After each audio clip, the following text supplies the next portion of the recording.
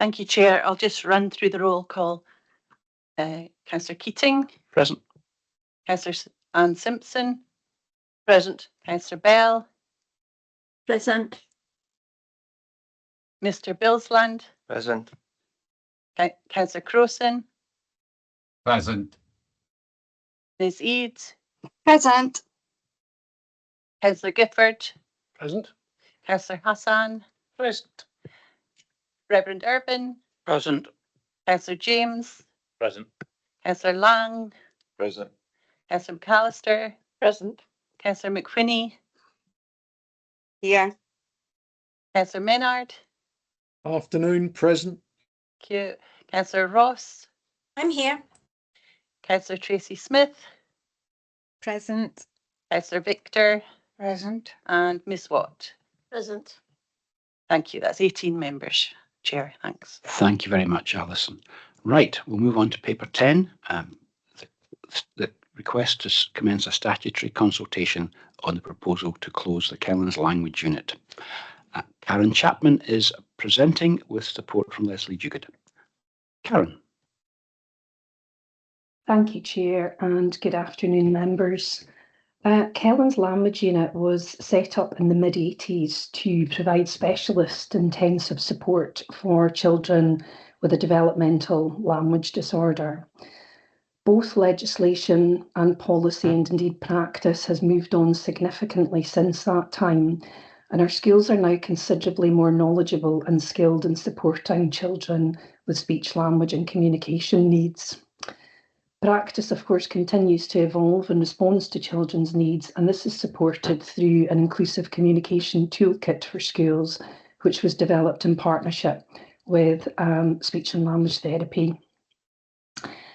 Both speech and language therapists and educational psychologists are of the opinion that the practice of extracting a child from their local school for 12 to 18 months to attend a language unit setting is outdated, particularly given we now understand that developmental language disorder is a lifelong neurodevelopmental condition rather than something that can be remedied within a defined time period.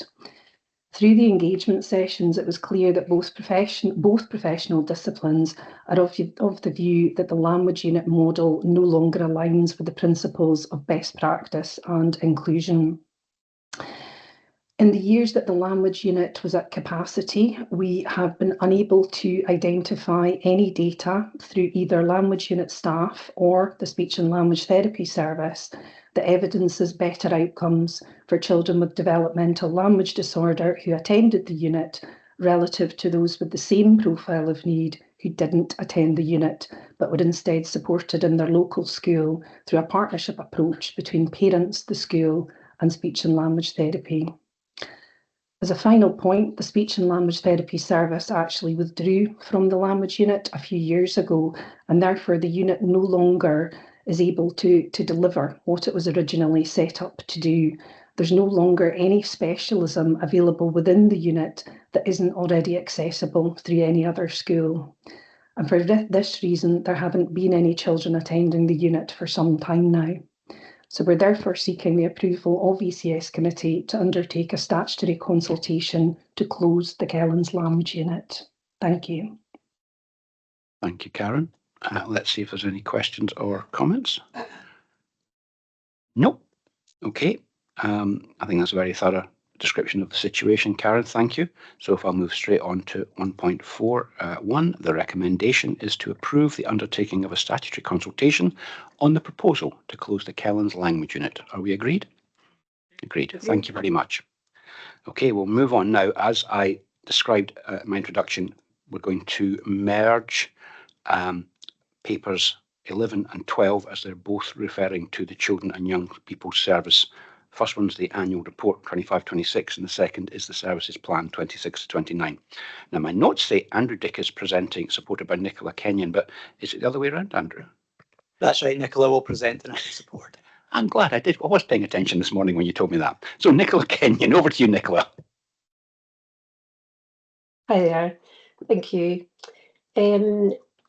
I'm pleased to present both the annual report for the final year of the 2023-26 Children and Young People Services Plan and the new Children and Young People Services Plan for 2026 to 29. As members will be aware, the Children and Young People Scotland Act of 2014 requires partners to produce both an annual report on progress and a new 3-year plan. Together, these papers provide an opportunity to reflect on the progress achieved over the past year while setting out our shared priorities and ambitions for the next planning cycle.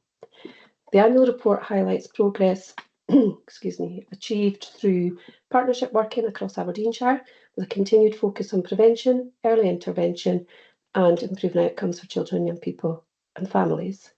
It demonstrates the breadth of activity delivered across our 5 priority areas of mental health, the promise, disabilities and additional support needs, youth services and whole family wellbeing, alongside important cross-cutting themes including rights and participation, learning and development, child poverty, strengthening links with third sector and GARFIC self-evaluation activity. A significant area of development during the reporting period has been our continued work to strengthen children's rights and participation. Through more coordinated approaches to engagement, partners have worked together to reduce duplication, make better use of children and young people's views, and ensure that participation increasingly informs decision making, both at a local and strategic level.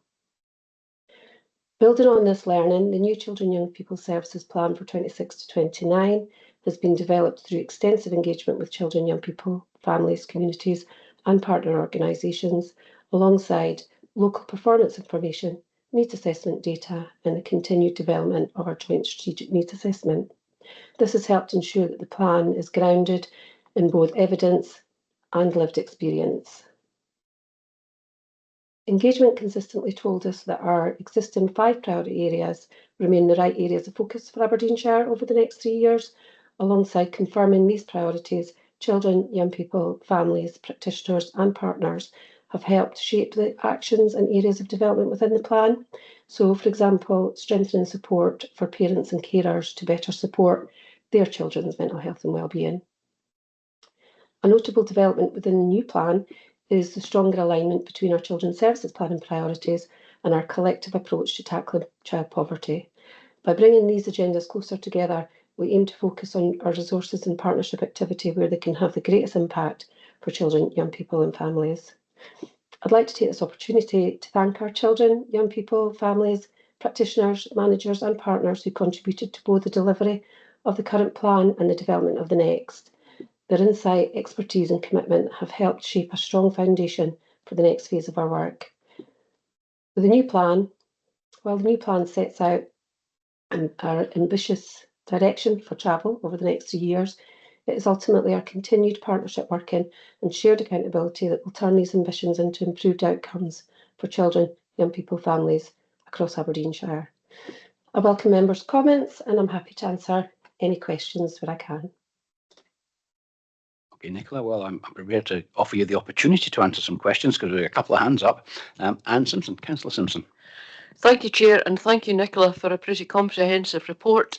Mine is more a comment, I think, than questions. Although I do have a question to start with. We have to submit this to the Scottish Government. Have you had any feedback on the plan, or has it been submitted yet? It hasn't yet been submitted. I'll submit it to. I submitted a draft format of it, and I'll submit the final report today. The plan today. And do we still get comments back, Nicola? I know that in the past there would have been. That takes a wee while to come through. Usually, sometime next year, we'll receive a comprehensive critique of all the plans across Aberdeenshire, across Scotland. Sorry, where you can compare where we haven't done so well and where others have done really well, and you can learn across. We can all learn from one another, you know, in terms of what we're not quite getting right. And do we report that back? Is it through community planning or is it through this committee? That feedback. Through the GARFIC strategic group, who. Yeah. Now I'm just curious as to how we look at this again. It's good to have an annual report. It's good to see all the positive things that are happening. I particularly welcome your concentration on, as you call it, a comprehensive programme of engagement with children, young people and their families and communities on the direction of travel. So I just would be interested to see how we do in comparison with the rest of Scotland, if that's going to be possible. Thank you. Okay, I'm going to invite the director in for a comment or two. Yeah, thanks. Thanks, Nicola, for all the work you do pulling this together for us. And thanks, Councillor Simpson, for your question. I think it is really valid. I chair the GERFIC Strategic Group, which brings together our partners. And we've had the responsibility for the children's planning process arrangements devolved to us from the Community Planning Board, as you know, and Nicola goes once a year to the CPP board to present an update on our work. The feedback we get from government is largely operational in nature. However, just to give some reassurance, last year we got really positive commentary back from government. The only critique was round about resourcing and getting an understanding of what our collective resource was.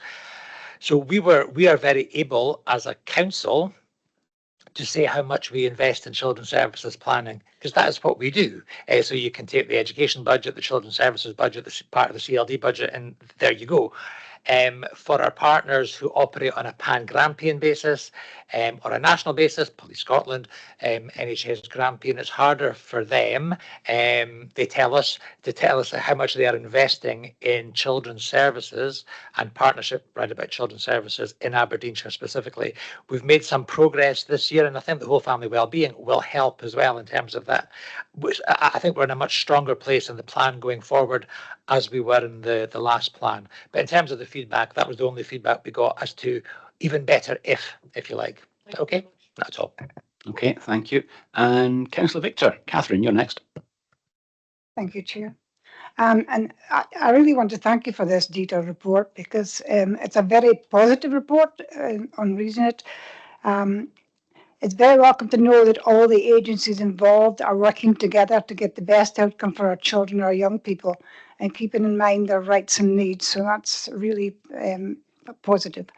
The figures of this report bear out the hard work that's being done. One example I found was that gratifying was 29% increase in children placed in kinship.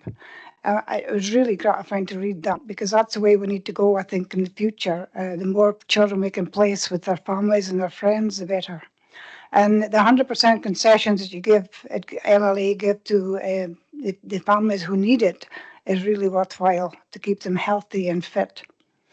I would like to comment also on the Youth Rights Ambassador Programme and wish it well for its future role and encouraging multi-agency collaboration to ensure that experiences and views of children and young people are relevant to their future development. We can also thank all the third sector organisations for their dedication to a future generation too. As far as the plan goes, it's much the same thing. There is just, I would like to mention the fact that the reforms in the justice system, I was really happy to hear that now young people under 18 will be treated as young offenders and not as adults, and they'll be taken to a secure care or hospital situation where they can have a chance to sort of reflect on their safety and hopefully rescue their future. The one thing I would like to comment on and maybe ask questions about youth clubs and hubs, which is in your plan. And personally, I think that's really important for young people to have somewhere to go, to meet with friends and to just discuss their problems and things like that. So it's good to have safe places. So what I want to know is, have the council any plans to help areas to get together youth clubs or hubs?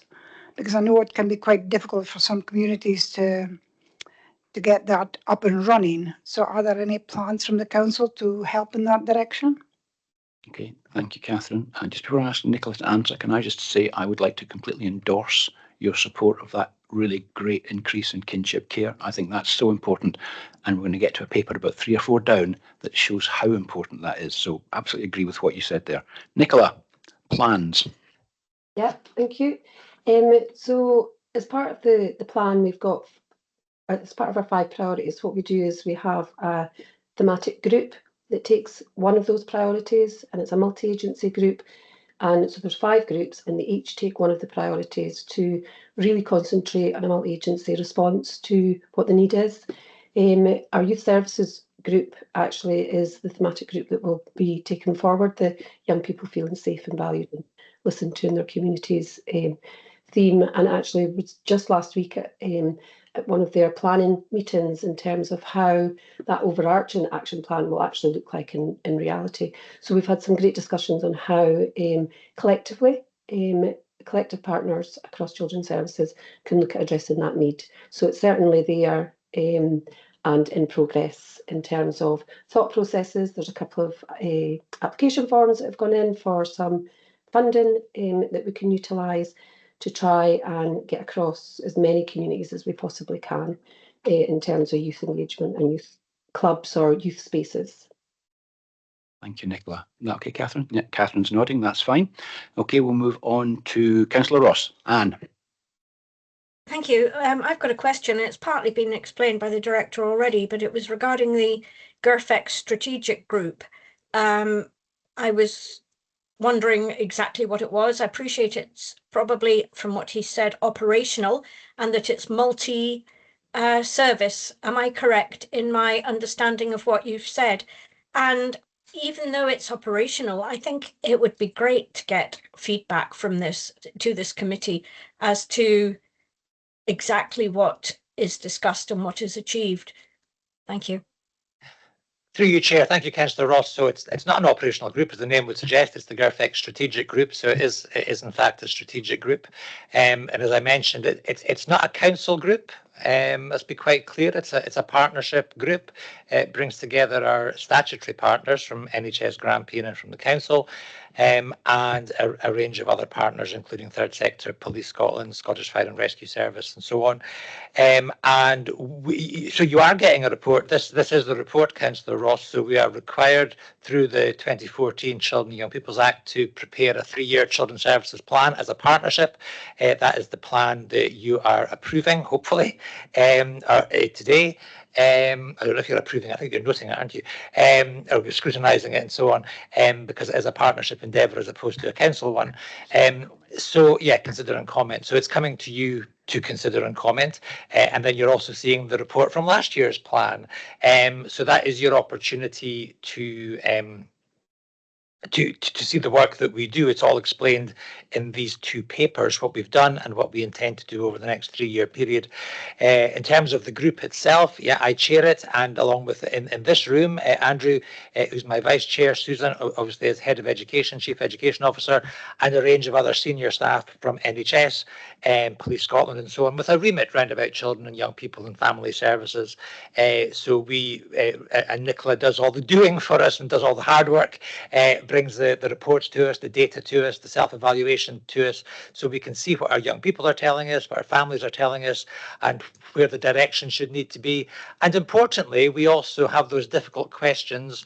We ask those difficult questions about who's going to pay for it and who's going to resource it, you know, because sometimes when we talk about resources, people can look at their feet and you know, perhaps not be so keen to come forward. But I think we're in a really good place in Aberdeenshire with our partners, NHS, police and others, in terms of shared resourcing around about this. So this is your opportunity to see the work that we do. Nicola's run through the highlights from the last year and what our plans are for the next 3 years. But and as I also said, CPP responsibility as opposed to a council one. CPP get an annual update as well from Nicola, who goes along to present her work. Thank you, Chair. Thank you, Lawrence. Is that okay, Anne? Yeah. Yes, but you've also raised another question regarding resources. I'm talking about financial resources. Which public sector body that's on this contributes the largest amount of resources to this group? Yeah, I don't know. I don't know if Nicola does, or we can take that as an action to come back. I know Lawrence is going to come back. Yeah, I'll come back in. I mean, it's a difficult one, isn't it? Because, you know, all partners around the table have significant resources. As a council, we're an £850 million organisation. This directorate alone is responsible for 474 million of those 850 million. So quite a lot of that resource focuses on or some of that resource rather focuses on the priorities within the plan. Similarly, NHS Grampian is a large organisation, you know, a multi-million-pound organisation, but not all of their resources focused on children and families. They do other stuff as well. So we don't sit and we don't sit around the table considering who pays for what. What we do is we look at the needs of our young people. So you take mental health and well-being as an example. What is the role of education in supporting young people's mental health and well-being? What is the role of community learning and development and youth work? What is the role of NHS Grampian? What is the role of Police Scotland, third sector, and so on? So we all look at our resources that way, as a resource for children and young people, not who's paying the most into it. That makes sense. Okay. Thank you. That's raised another question. You've answered that, but I wonder, and I've lost my train of thought now. It was something you said that sparked it. If it comes back, Chair, can I come back after Councillor McAllister? I'm sorry, I've lost my train of thought. Since you give me a warning that is what you will do, yes, of course you may, Councillor Ross. Let's see what Councillor McAllister has to say. Louise. Thank you very much, Chair, and I sympathise entirely with Councillor Ross in that respect. I have a very simple question for Nicola, and it's a can you tell us more about the Tell Us Once approach that gets mentioned on page 427 of our papers. It's in around that Live Life Aberdeenshire 100% free access, and I'm thinking it means that when someone makes a suggestion, they only have to do it once. But I just wondered if you could tell us a wee bit more about that, please. Okay, Nicola, over to you. I'm sorry, Councillor McAllister, can you tell me the page number again that you referred to there? Sorry. Yes, no, absolutely. So it's on page 427 of our papers for today. However, it's page 4 of the actual report that's submitted as part of the papers. Apologies, there's kind of two. Nicola, I think Lawrence has now got the question and we'll have a go at it. Perfect. Yeah, happy just to jump in there while you're finding it, Nicola. Councillor McAllister, Tell Us Once. This is all part of our work in terms of keeping the promise for our care experienced young people, so they don't constantly have to tell people that they are care experienced, because the feedback we often get from our young people is that, you know, they are fed up telling professionals that they are in the care system. So it's similar to bereavement, when a family suffers bereavement and you do that Tell Us Once approach, so you don't have to go through the same conversation with different agencies and organisations. So that's what it is. Hope that makes sense. I think I've got that right, Andrew? Yes, he's nodding, which is good. Okay, no, that's fair enough. Thank you very much. That's really helpful. And I see Councillor Ross has advertised, has remembered what it was. What is it, Councillor Ross? As soon as I put I said that, I remembered. Given the cuts to public resources nationally, does that affect the working of the GIRFEC strategic group and what the group can achieve? We've talked about youth clubs, and I think I support what Councillor Victor has said. I think they're a fantastic organisation if you can get young people to engage. But are the resources of this group being affected by public sector cuts? Thank you. I think the work of every public sector body across the land, Councillor Ross, is being affected by efficiencies and by savings and by cuts and so on. However, the beauty of what we are doing is that we are trying to look at our resources as a collective resource round about our children and young people and families, rather than being territorial about our budgets and so on. But you'll note from our next 3-year plan, the same ambitions remain as in our previous plan in terms of supporting young people with mental health and well-being and so on and so forth. But yeah, every agency around that table is constrained by resources right now. Okay, thank you, Anne. Right. One of the unintended consequences, which I didn't think through, of putting two papers together is I'm going to have to find two sets of recommendations, though Alison's then going to have to write it in a minute. So there's two of us with an issue. Okay, so from paper 11, we are asked to consider and comment on the Aberdeenshire Children and Young People Services Plan 23 to 26 annual report for year 3, which is the 25-26 year. And then from paper 12, we're asked to consider and comment on the Aberdeenshire Children and Young People Services Plan 26-29 as contained within Appendix 1, and then also to agree to receive annual progress reports, as we rehearsed just now, across the lifespan of the plan. Can we agree to both? Agreed. Yes, thank you very much. Those are agreed. So we'll now move on to paper 13, which is Relationships, Learning and Behaviour Policy.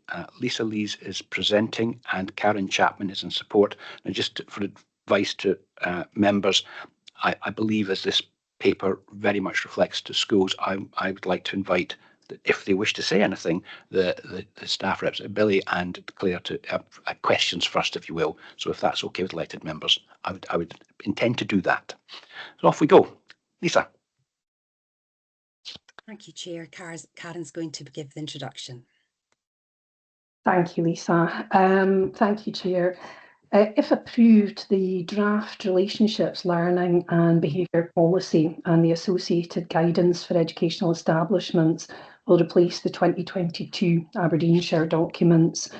The policy and guidance are based on the updated national guidance, and they also take account of other related national guidance documents that have been published in the last year, including guidance on fostering a positive, inclusive and safe school environment and guidance on risk assessments for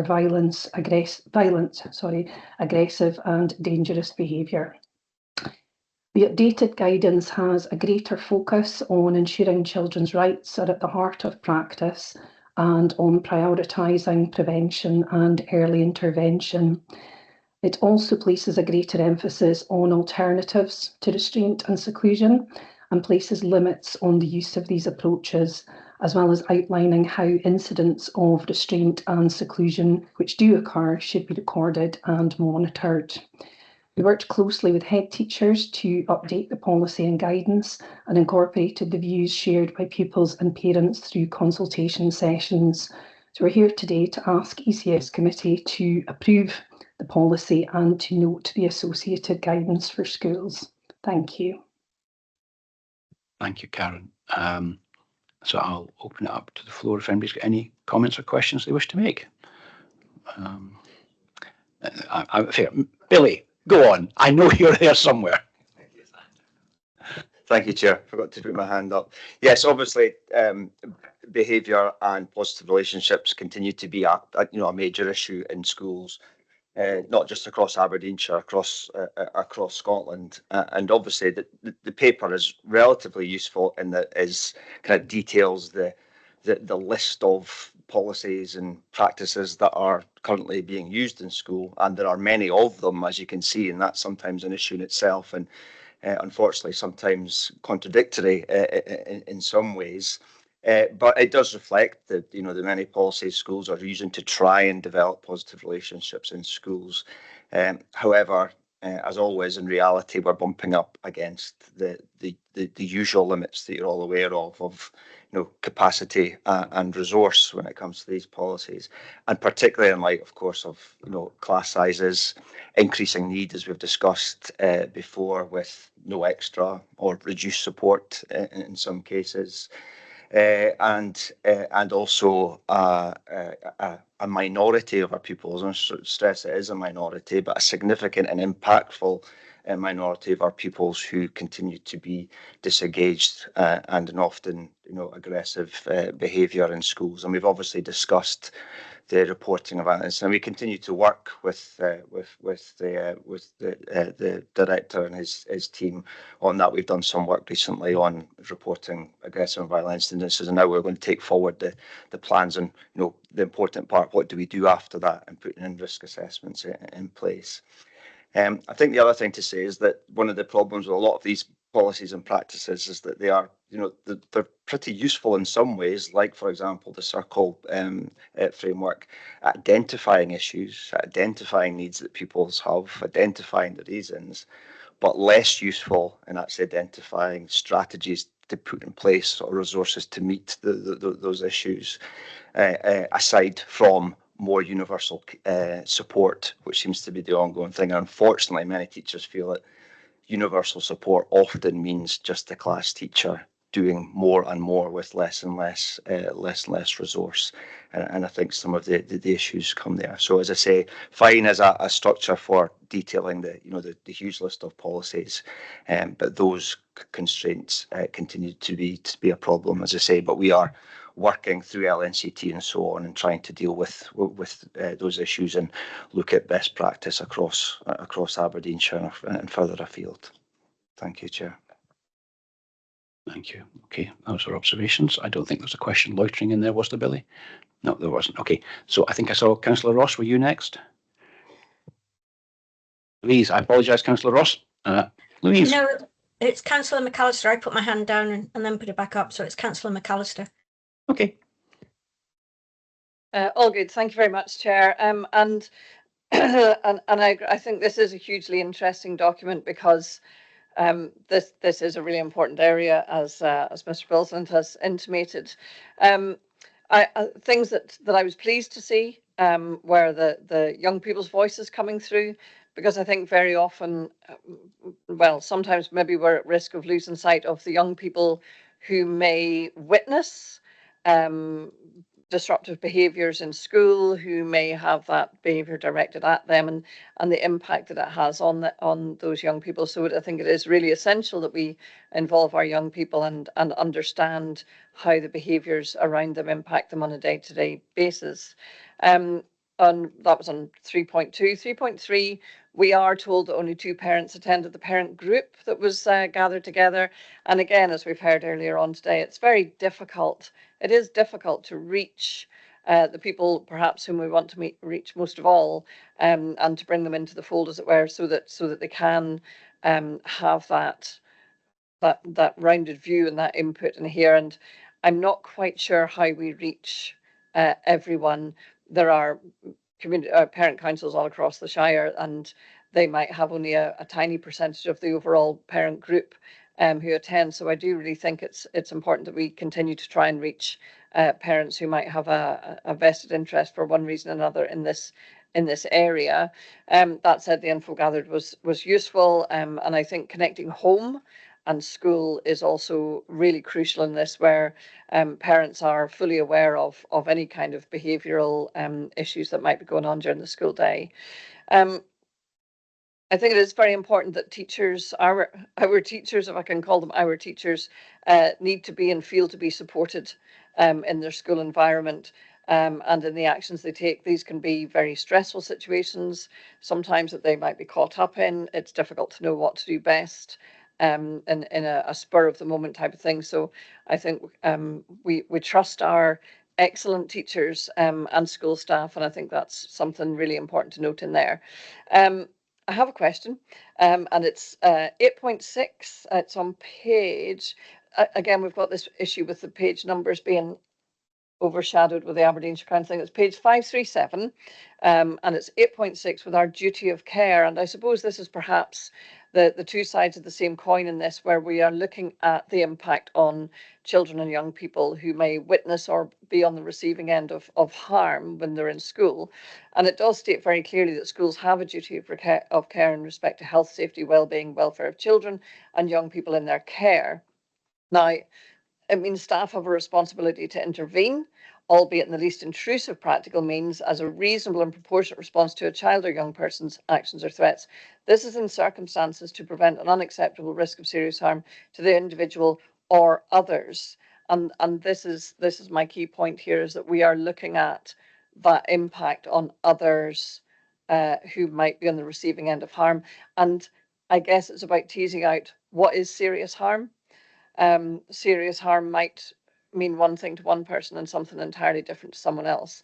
And I think it's very important that we don't lose sight of the larger cohort of young people and the children that we all do have as corporate parents in schools as a duty of care. So I think it's important that we strike the balance in there, that that children aren't harmed or in the way of harm during their day-to-day school life. Is there a question around that? I think I've talked myself out of it. Apologies, Chair. But I just think it was an important comment to make. And if anyone can give me any feedback on that, that would be very helpful. Was the question not how do you define serious harm? That will do. There we go. Thank you very much. I'm always happy to interpolate for you. Thank you.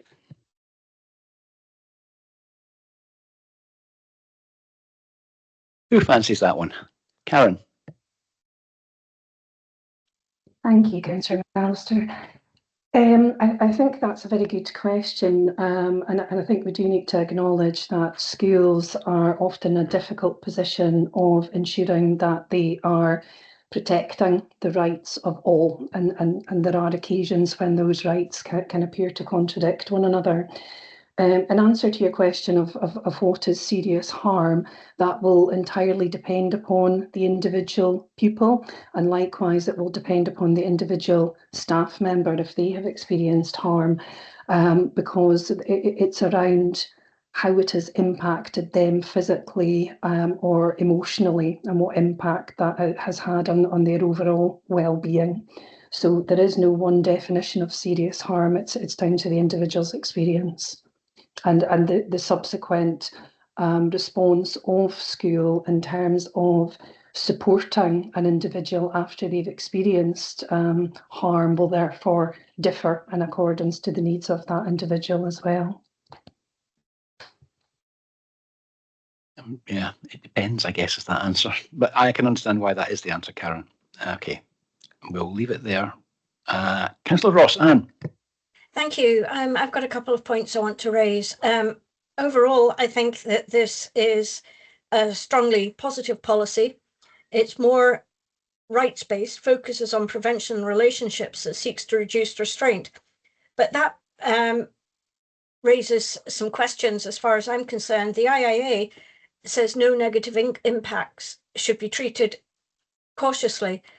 I would argue that the impact assessment identifying no negative impacts is encouraging, but that the policy could still have unintended consequences. For example, with additional administrative burden, differences in implementation, or difficulties with staff when dealing with high-risk situations, which then sort of leads me into how many incidents of physical restraint and seclusion have occurred in Aberdeenshire schools over the last 3 to 5 years. What baseline are we going to be using to measure whether this policy reduces them or not?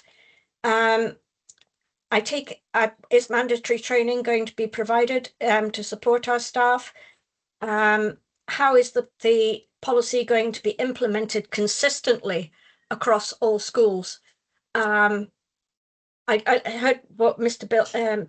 Bilsland was saying, and with no extra and reduced support for our staff, it puts them in I think in quite a difficult situation. The theory in this paper is great, but I think strategies are sort of needed.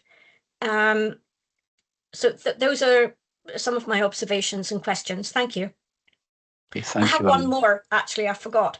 How will children who are non-verbal and have communication difficulties or have significant additional support needs be able to report whether physical intervention was appropriate and how it affected them? Thank you. Okay, thank you. I hope you got those ones, Karen, and I'll let you try and answer them. Thank you. I'm hoping I managed to jot them all down there.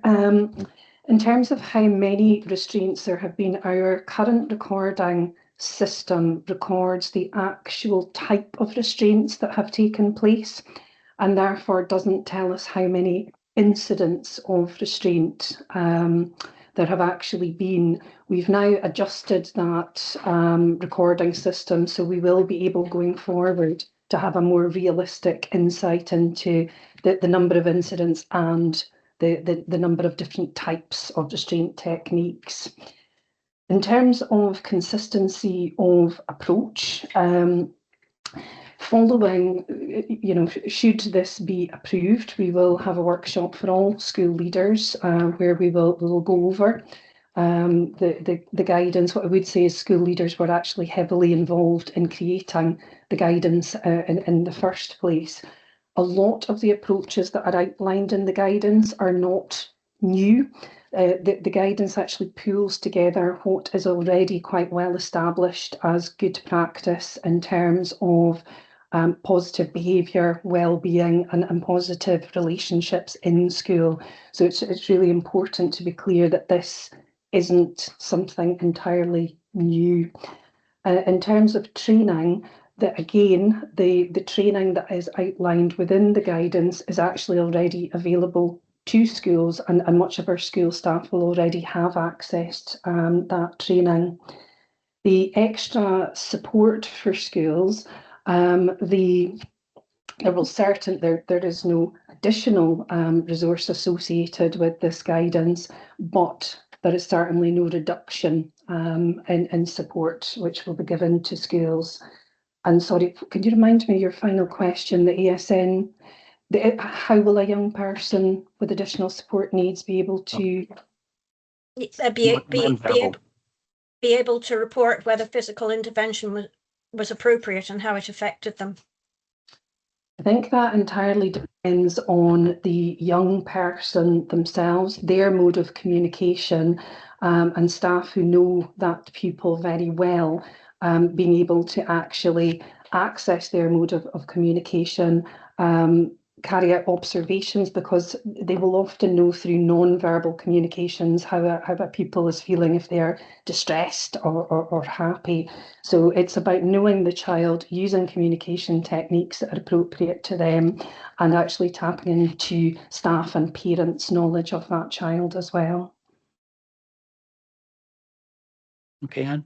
Thank you. Yes, I just have one final question. Why is the formal review not until 2031? And will the committee receive an earlier progress report, for example, in a year or 24 months, as to how this policy is being implemented and working? Okay, Anne. Karen? I think Lisa's coming in with that one. That to Lisa, yeah, thank you. Thank you, Chair. It was a standard 5-year review. However, this summer, as you know, the bill is going to return to an Act, and therefore the national guidance will be updated, they have said, by the end of 2026, with a consultation period during 27. So by the end of 2027, there will be new national guidance, of which we will obviously update from there. So yes, we will be back to committee before that time. Thank you. Thank you. Okay, Councillor Gifford. Jim. Yeah, thanks, Chair. I was hesitant whether I was going to speak to this or not, but I'm going to. All the way through this document, and it's been said in many of the questions and contributions we've had so far about rights, and I've been through this a few times, I've maybe missed it. There's not once where it says anything about responsibilities. And that goes across the piece. We obviously, as an education authority, have a responsibility to provide good schools with good facilities, with the best possible staff, the best possible teachers. And when I read documents like this, I take my hat off to our teachers, how they can get through their day job and have to manipulate their way past all of this on top of everything else. It's remarkable. Our parents obviously have a responsibility to send their kids to school knowing right from wrong, knowing how to behave, send them there ready to learn, because that's, after all, what the schools are all about. And the pupils have to be able to behave, that they have a responsibility to their school, to their fellow pupils, and especially to the staff, to do that. And if behaviours are not acceptable, there's some kind of sanction, and I'm not sure we have that anymore to any degree. So this is, I mean, we're stuck with this. According to our esteemed director, this is a better version than the original one. I hate to think what that looked like, but this document is silent in all of that. And so there's not a question, it's just a comment. I think it's pretty sad when we get a very, very one-sided document all about people's rights and not a word about the responsibilities that go with them. Thank you. Thank you, Jim. And as you say, no question. Okay, I see no more hands, so I'm going to come in with one observation, which I think will lead to a question. As Mr. Bilson said, it is a useful document. There are many pointings to policies and guidance within the school, some of which may be contradictory. And I'll return to Councillor McAllister's observations on 8.6, but a different part of 8.6. And it's the bit at the bottom. And it says, I'll get my mouse to move. So, failure to act when there is evidence of greater and significant harm could result in allegations of negligence and consequent litigation. However, unreasonable or excessive force may result in criminal proceedings. So, you might be damned if you do, and you might be damned if you don't. Now, I can only translate that to when I was in the oil industry and we had offshore installation managers, and HSE legislation had all sorts of draconian things. And we were clear, when something really bad kicked off, we wanted them to react professionally and not worry about the legal consequences. So we took that off them. We brought it to a higher level in our organisation. And I think, Lawrence, I would just like to know, I want teachers, if they are faced with these circumstances, and there is many good things in this document, I'm not saying there's not, but I want them to either, whether it's the mandatory training or training, as Councillor Ross said, how are we going to ensure our teachers have as much confidence as we can to act in the moment and not worry about, oh, am I being negligent or am I being unlawful? I mean, it worries me enormously. Thank you, Lawrence. Yeah, thanks. And I think, Karen referred to it. I think that'll come down to the quality of the briefing that we give our school leaders, our head teachers and so on, so that they can be confident in providing the appropriate support and scaffolding to their staff teams, so that they can adopt the guidance which is required of them and feel supported in their workplace by their employer, which is the council. So I think it'll come down to that briefing that Karen and Lisa and the team will give. Yeah. All right. I felt I had to say what I had to say because it is. I think to me it's the most concerning thing. Oh, sorry, Karen, you want to come in with a bit more to give me more comfort, I hope. Thank you. Thank you very much. I just wanted to be clear that the wording that you're referring to is directly lifted from the national guidance. So that's not Aberdeenshire wording, but the overall aim of the guidance is to prevent and intervene early with a view to actually, wherever possible, avoiding the need for physical restraint or seclusion. So, and also to ensure that staff are very aware of what is and is not appropriate in an instance where their professional judgment is that physical intervention is required. So whilst that wording absolutely is in there, and I take the point that has been made, the guidance is very much designed to not only protect the rights of children and young people, but also to ensure that staff are practising in a way that is safe for young people, but also safe professionally for them. Thank you. No, thank you, Karen. And we won't go into a complete debate about the fact that, yes, I absolutely understand Scottish Government wrote those words, but we are putting them into our policy. And I understand why we have to, because inspectors will expect us to have done that. We'll go back to what Lawrence said, and I certainly hope that the scaffolding, the training, whatever the briefing we give the staff, will give them as much reassurance as possible for all the good reasons you suggested about avoiding, but nonetheless that we will take a concern that I expressed off their shoulders, because to me, if I read it, if I was a teacher, and I'm not, obviously, that would be what was worrying me the most. Anyway, I see Councillor Ross has thought of another question. Oh, all right, Anne, on you come.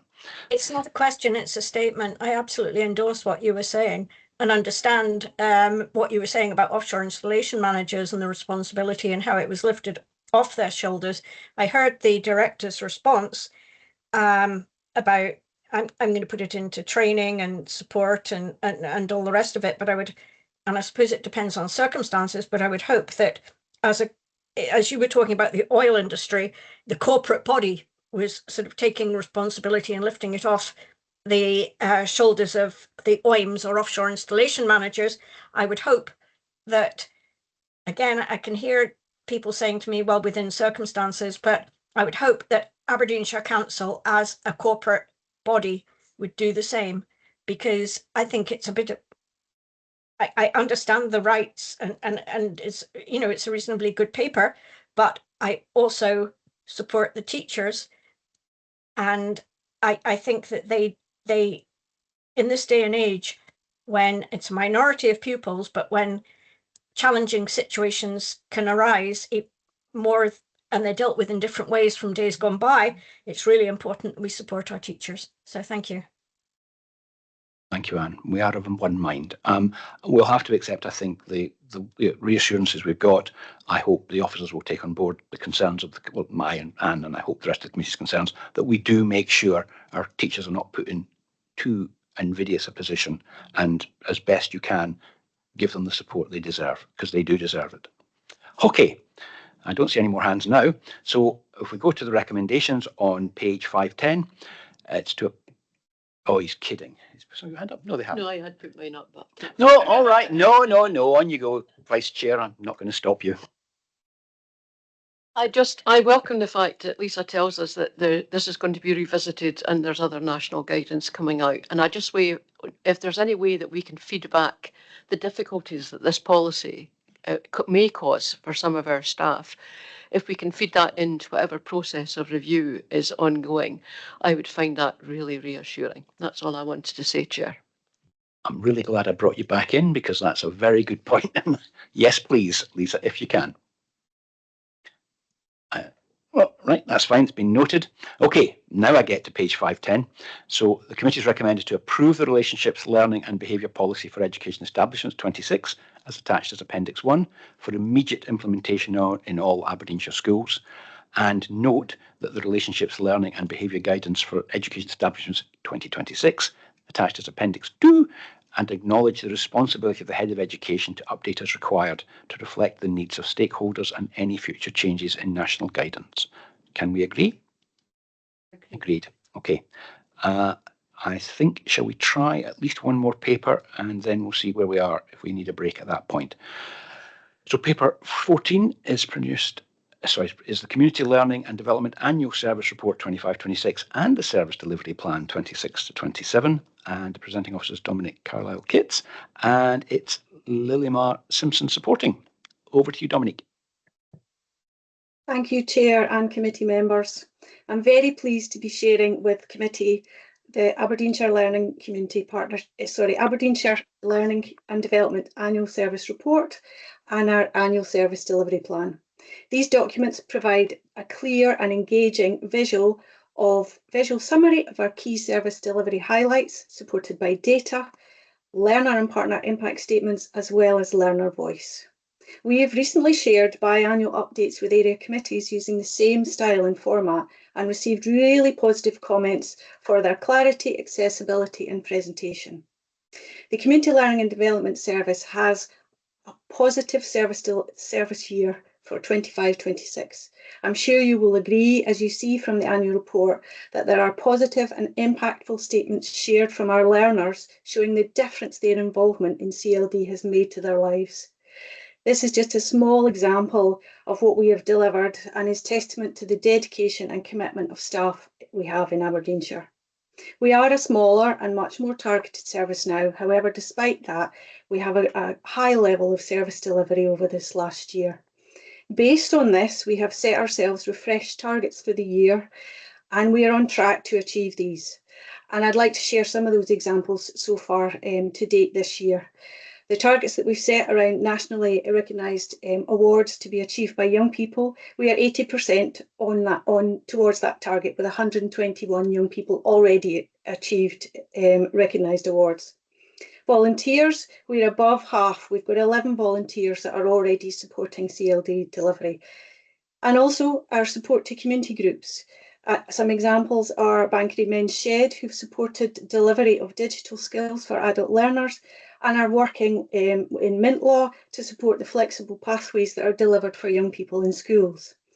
And a final one, an example here, is picking up on the community-based youth work, support to community-based youth work groups.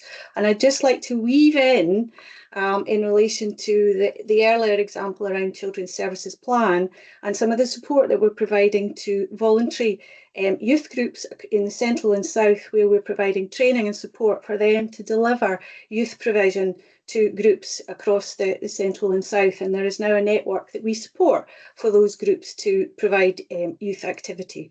So that's an example where we can show that we're providing that support, as was mentioned earlier. As you'll be aware, we offer learning opportunities to some of the most vulnerable and marginalised residents of Aberdeenshire, and we help them to progress against their own learning goals. Learning with us is voluntary, so to ensure the support that we provide meets learners' needs, each learner has an individual learning plan, and they decide which learning is most appropriate to them. And through the professional, person-centred approach of the Community Learning and Development staff, these measurable and sometimes small steps are achieved for these individuals. You will note from the annual report that 91.8% of our learners achieved their learning outcomes. And again, some examples from these are where young people have increased attendance at school, and adults being able to upload information which is essential for their universal credit on the universal credit portal. The style and format of the annual service report provides a clear transition into our 26-27 delivery plan. The delivery plan aligns with Aberdeenshire Council priorities and the place and wellbeing outcomes, which we report against through the Council's quarterly reporting structure. From this basis, and underpinned by the CLD national priorities, the Community Learning and Development Service is well placed to drive change through learning and to support and targeted support at a local level. I'd like to draw your attention to the jigsaw infographic on page 571, and this shows a visual flavour of how the work interconnects with the Council and place priorities, and it shows an example of the types of work and support that we deliver for groups. In addition to our targets which we've set through robust data and evidence based from the last 3 years aligned to our current staffing complement. However, you'll also know that there are emerging local needs which we need to bear in mind and consider when allocating resource and planning delivery. These are identified through a mix of needs assessments, partnership working and capacity building approaches. Through our learner voice, we offer our residents the chance to influence what's happening locally, and some examples of this recently where adult learners attended some of the resilience workshops, which have influenced the design of the Council's resilience messaging. And some of these learners have now gone on to form their own group. One other example of voice is where, following the successful involvement of 500 young people participating in the National Scottish Youth Parliament motions, the forthcoming MSYP elections in November have had an increased interest from candidates wanting to stand for their constituents across Aberdeenshire. I'd like to thank you for your time with this agenda item. I know it's been a long day for you all, but I have my two team leaders here to be able to answer any questions that people might have. Thank you very much, Dominic, and we're not finished yet, but nonetheless, I appreciate your thoughts. First up, Councillor Simpson. Anne. You wouldn't be surprised that I'm first up. I think the people around this table know my dedication to community learning and development and my background in it. So I really welcome this report, Dominic, and I think it's really good for us to hear what the service is actually delivering. We've often had reports about the Aberdeenshire Community Learning Partnership, which is very important, but I think it's good that colleagues around the table today realise how much our own staff deliver in terms of youth work, adult learning and capacity building in communities. It's great that you've got Jane and Lilymar here with you, that the new structure with the two team leaders. Again, I'm not sure how many people are aware of that there has been a reduction in resource, but you continue to work with the most vulnerable members of our communities in a very positive way. And some of the examples you gave us and the impressive statistics that you've given us certainly give me assurance this afternoon that the service is in good heart and in good shape. However, I do want to make one question, and if you look at page 560, you talked a lot about use of SIMD, you talked a lot about our more vulnerable communities, and I can't connect that with the figures that you've got there for the local learning community partnerships, where Kincardine and Mearns is 23, Mar is 26, and Banff and Buchan is 6. So that doesn't quite gel for me. I wondered if there was an explanation for that you could perhaps give us. Thank you. You'll need to bear with me while I find the page on that.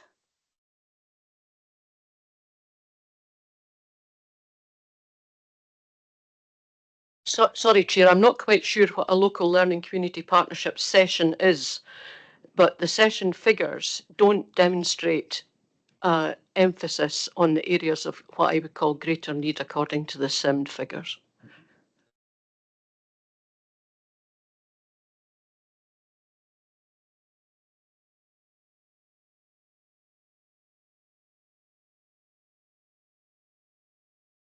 Sorry. I think Jane wants to come in. Jane's hands up. So Jane, can you, okay, Chair, through you, if you come in, please. Thank you, Chair, and thank you, Councillor Simpson. Just while Dominique's looking, you will maybe be aware that we have had significant challenges in terms of staffing across the north, and unfortunately the Banff and Buchan Local Learning Community Partnership was one of those. That's now been addressed, and so what we should see, and there's a positive partnership working relationship now across Banff and Buchan, so we will see an increase in the sessions and the amount of meetings that they're taking. I hope that goes some way towards answering your question, Councillor Simpson. I thought that might be the answer, Jen, was lack of staff. And I know that you're making lots of efforts to home grow, particularly staff. It's the issue we have with getting teachers to come to the north as well. People find that particular area not particularly attractive for all sorts of reasons. I do not understand it because I live there and I absolutely love it. But that's where we are. The figures for Martin and Geary are quite low as well. Was that a similar staffing issue? It was, Councillor Simpson, yeah. We have been plagued a little bit with staffing resource. However, we're on a positive trajectory with that, and we are really looking forward to being able to up that in the 26-27 when we come back to committee. Yeah, if I may, I as well, like the sessions is the way that they are organized as well as that local learning community partnerships organizing themselves independently, because they are all in the table as well, that we vary. Some of them meet twice a quarter, some of them meet more than that, and they've got subgroups, so they are all working very differently and unique to their own area, and the availability of the partnerships around the table as well. So that is what is that difference in the sessions is definitely about them getting together, and the staffing has been an issue, but that's another okay. game. I think we've got that question. I mean, my vice chair seems satisfied at the moment, so we'll look forward to seeing next year's report and seeing those numbers coming up. And that's okay, Anne, yeah? Yes. Right, so Councillor McAllister, Louise. Yep. Thank you very much, Chair. And interestingly, I already had page 560 drawn up because that was the one I was looking at as well. So it's really helpful to have that explanation, and it, we'll look forward to seeing that balance shift. I mean, the one thing that did strike me in terms of K&M and MAR, we were speaking earlier about rurality and all of those things. So I suppose of all our areas looking at them, we could argue they were the more rural settings. So I wondered if that was something to do with it, but that's really helpful. And I just want to add my vote of thanks to the whole team, because it really is an incredible job, and the impact that you're having on people's lives across the whole of the Shire is absolutely phenomenal and a real lifeline. So thank you for ploughing on even in the face of reduced staffing and the difficulties that brings. I did just have one question, and there may be a reason behind it, and I'm not sure if I would particularly press for it, but we've got 3 different age groups in our demographics on the little wheel, still on page 560. That was clearly the crucial one. So we've got 765 young people up to the age of 15. Then it goes 16 to 64, and then 64 and above. And I just wonder, in that cohort of 16 to 64, that's quite a broad age range in terms of where people might be at different stages of their lives. Now, it may be technical, it may be because that is adult learners just within that cohort, but I just wondered if there was a further breakdown to be had, or if there was a sliding scale anywhere along there that you would know even off the top of your head that you could tell us about, please. I think Councillor McAllister's asking for more data, which is always gets my vote. Is there any more detail underneath the 16 to 64? We could get more. What we are following in here is what the same data, how they group the data and the age group and the demographics. That's where we are going with that. However, we do have our system Cognitive, and we can break it. So if you want any data, 16 and 18, or the 18 to 25 and 25 to 64, we are able to break that down with our own Cognitive system. But this is just because of that, of what the same data, how they group the age demographics. Could we ask, could that be provided as an action of this committee meeting, and just record it in the minutes that we'd like that breakdown for the members of the committee? Would that be possible? Yep, that's I see nodding heads all round. That sounds good. Right, having learnt my lesson from the last paper, I'm going to wait a few seconds on my screen to see if there's any more hands. And there definitely isn't now. Okay, So we will now move on to the recommendations, which is we are asked to consider and comment on the Aberdeenshire Council Community Learning and Development Annual Service Report 25-26, also the same service delivery plan for 26-27, and agree that the Aberdeenshire Community Learning and Development Services approach to reporting twice yearly with an annual progress report and the forthcoming Aberdeenshire Community Council Learning and Development Service delivery plan presented in April-May, and an update on progress against the annual service delivery plan provided each autumn. Are we agreed? Agreed. We are agreed.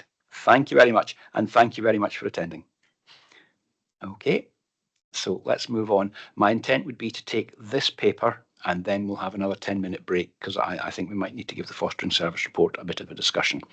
So we'll move on now to the Instrumental Music Service Annual Report 25-26. Oh, here we go. Dominic, you're back again, supported by Justin Brooke. Dominic. Thank you, Chair and committee members. This report outlines the activities, achievements and development of the Instrumental Music Service during the 2025 and 2026 academic year.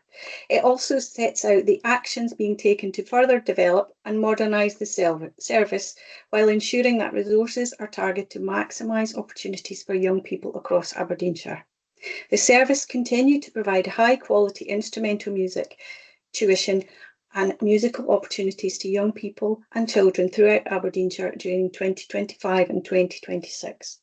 I'm now pleased to hand over to Justin Brooks, Music Development Manager, to give you a flavour of some of the more detail. Thank you, Dominique, and good afternoon, Chair and committee members. So during 25-26 academic session, participation levels remained strong with over 3,000 pupils accessing instrumental music tuition during the session. The service continues to focus on maximising access through a balance of individual, group and large group learning opportunities, enabling more young people to benefit from music education while maintaining appropriate progression pathways. Whole class and large group projects also continue to be a significant element in helping to broaden access and provide live performance experiences for greater numbers of pupils. Digital delivery remains embedded within the service's delivery model to maximise efficiency and support sustainable service delivery. A significant development during 25-26 has been the introduction of senior music instructor posts, which have strengthened local leadership capacity within the service and provide additional support for instructors across Aberdeenshire. Senior music instructors play an important role in supporting quality improvement, mentoring colleagues, sharing effective practice, coordinating local developments and contributing to service planning and self-evaluation activities. Aberdeenshire Youth Music Sessions, or AIMS, continue to play an important role within the wider musical landscape of the authority. Participation remains strong throughout the academic year, with projects delivered across Aberdeenshire by instrumental music instructors. The AIMS Young Leader programme continued to develop during 25-26, providing opportunities for senior pupils to build leadership, communication and musical skills. Young leaders supported rehearsals and performances whilst also acting as positive role models for younger musicians. During the session, the service continued to work in partnership with a range of national and local organisations, including the Benedetti Foundation, Nikos Engage, Scottish Culture and Traditions, Live Life Aberdeenshire and community music organisations, strengthening links between schools, communities and the wider cultural sector. These partnerships provide high-quality musical experiences, workshops, performances and professional learning opportunities for pupils, instructors and teachers. They continue to enhance the musical offer available to young people throughout the authority, as well as helping pupils to continue their musical journeys. The Scottish Young Musicians Regional Competition demonstrated high standards of performance taking place across Aberdeenshire schools. These achievements reflect the commitment and dedication of pupils, instructors and schools across the authority. The service has also continued to support pupils undertaking national qualifications in music and music-related courses during the transition from SQA to Qualification Scotland. Self-evaluation is now firmly embedded within the service practice and continues to play a central role in improving planning. Structured self-evaluation sessions take place every year, encouraging professional dialogue and collaborative problem solving. The self-evaluation process has increased opportunities to share best practice across the service and has contributed to ongoing improvement and professional learning. Looking ahead, the service will continue to focus on increasing participation, widening access, strengthening progression pathways, developing leadership capacity, and building partnerships that enhance opportunities for young people. Thank you, Chair, and happy to take any questions. Thank you very much, Justin. And let's see. It looks like, oh no, suddenly there's a plethora of hands flying up. Councillor McWhinney, Leanne, you got there first. Thanks, Chair, and thanks, Dominique and Justin, for the report. It was a really positive report, and there's a lot of good things to be taken from it. And I'd just like to say thank you for adding in a bit about the kids on free school meals and that had access to the service and on the waiting list, because that was something we specifically asked for last time around. So thank you very much. I just really want to concentrate on the waiting list. We see a waiting list has come down, but at 1,700 pupils, it still seems fairly high to me. So I'm just wondering, what's the average time that people are on a waiting list? And is there a potential that somebody could be on a waiting list throughout their whole school career and never actually get tuition? Is there higher waiting lists for specific instruments or in specific areas of Aberdeenshire, or is it fairly spread out over it all? I think that's it. Aye, that was the main questions I had. Thanks. Okay, thanks, Leanne. Justin, over to you. Yes, thank you, Chair, and thank you for the question. The waiting lists are high. The waiting lists across Scotland are high in all authorities. No music service or very few music services can meet demand. It is a concern, but it is down to capacity. So in some ways it's a good problem to have, in that obviously there is that demand there, but we're not able to meet it at the moment. We have improved the way in which waiting lists are managed, but they still remain high. I think there's still further work to do there. I think there are people on the waiting list that should have been removed in terms of them leaving and so on, and it's a big system, so we need to keep on top of that. In answer to your question, yes, I think it is possible that some pupils, especially if they join in later stages onto the waiting list, may never get tuition at the moment. In terms of instruments, our high demand remain with piano and upper strings and guitar. They're the biggest part of the waiting list, but there's waiting lists across all 9 disciplines. Thank you, Justin. Okay, Leanne. Louise, Councillor McAllister, you're next. Thank you very much, Chair. You might think we'd been here too long. And thanks absolutely for the report. Well, I think I certainly always look forward to receiving these updates. They're very helpful. Just a comment and then a wee question there as well.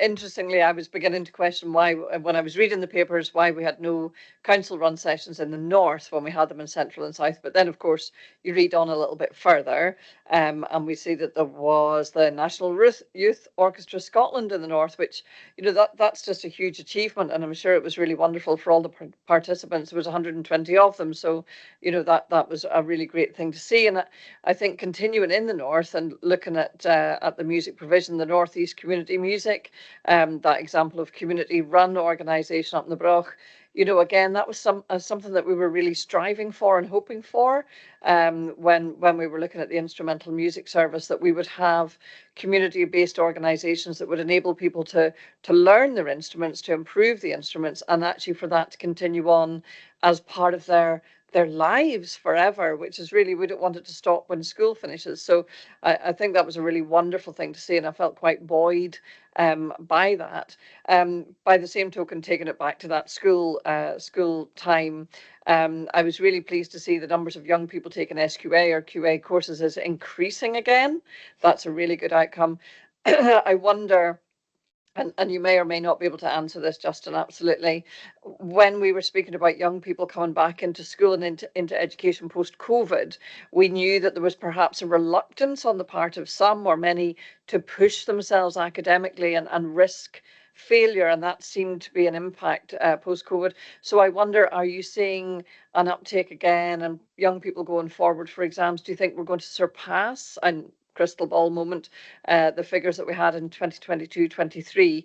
Because it just seems like a very positive outcome that young people are once again feeling confident that they can go forward and achieve, but also risk not achieving by the same token. Thank you very much. Thank you, Louise. Justin, over to you.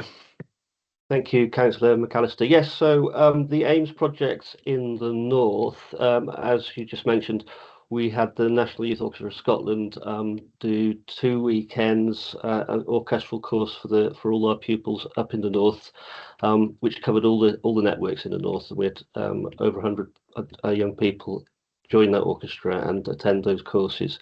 What actually came out of that is further partnership working with the North East Scotland Community Group, and we were able to promote their group through handing out leaflets during that event, but also just through that face-to-face dialogue within that platform.